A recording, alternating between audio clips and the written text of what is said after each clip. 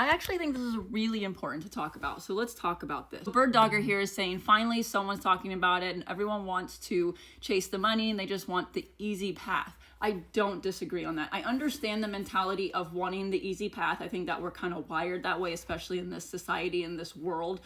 We always want the easy route because things are difficult, right?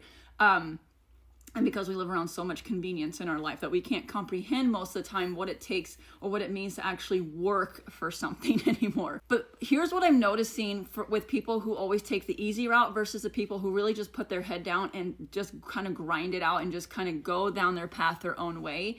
The people who take the easy route, in my opinion, my experience from what I've seen, is they typically don't make this work long term and they typically don't see those consistent conversions.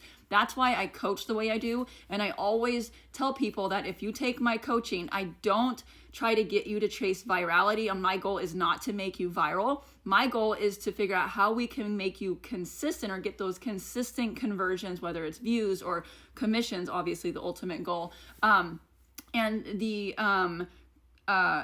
ability to make this long term, because the people who put their head down and do grind it out, they're the ones that see the long term success with all of this.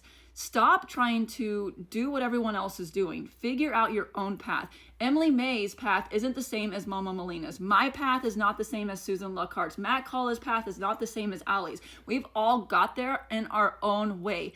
Yes, we can draw inspiration from each other, of course, but none of us are doing it the exact same way as anybody else. So I understand wanting to copy the top creators or even just somebody else who maybe had a viral video, but I'm telling you, do not get stuck in that mentality and do not get stuck in the habit of not using your own thoughts, because as a content creator, you are in a creative space. When you are in a creative space, you need to be able to be creative. And sometimes that creativity doesn't happen naturally. You have to train yourself to get there. You're not training yourself if you're copying other people. You're training yourself to just copy other people, right? It'd be like someone taking Van Gogh's painting and then recreating it and then hoping they got money from it and success from it. Like, that wouldn't make any sense because that is Van Gogh's painting. They would probably get very much shamed over that. So approach content creating the same way. This is a very creative space. That also means stop overanalyzing and start coming from this place.